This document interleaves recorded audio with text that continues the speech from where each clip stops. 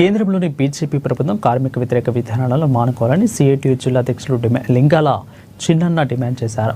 తలమడుగు మండల కేంద్రంలో కార్మిక సంఘాల ఆధ్వర్యంలో మండల తహసీల్దారు కార్యాలయం ఎదుట వర్షాన్ని సైతం లెక్క చేయకుండా ధర్నా నిర్వహించారు. కేంద్ర ప్రభుత్వానికి వ్యతిరేకంగా నినాదాలు చేస్తూ కార్మిక చట్టాలను యథావిధిగా కొనసాగించాలని డిమాండ్ చేశారు.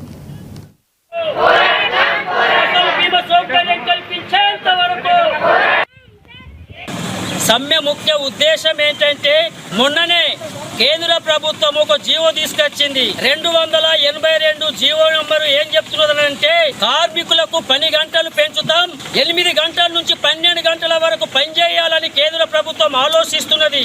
29 ఉన్నటువంటి చట్టాలని ఈరోజు 4 లేబర్ కోడ్లుగా మార్చి మేము అమల్లోకి తీసుకొస్తామని మొన్ననే పార్లమెంట్లో కరోనా సందర్భంగా వాళ్ళు తీసుకురావడం జరిగింది.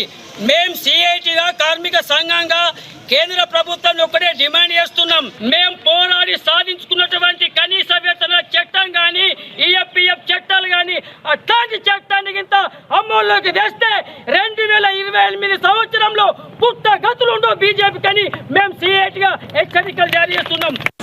సమ్మె ముఖ్య ఉద్దేశం ఏంటంటే మొన్ననే కేంద్ర ప్రభుత్వం ఒక జీవో తీసుకొచ్చింది. 282 జీవో నంబరు ఏం చెప్తున్నదంటే కార్మికులకు పని గంటలు పెంచుతాం, 8 గంటల నుంచి 12 గంటల వరకు పనిచేయాలని కేంద్ర ప్రభుత్వం ఆలోచిస్తున్నది.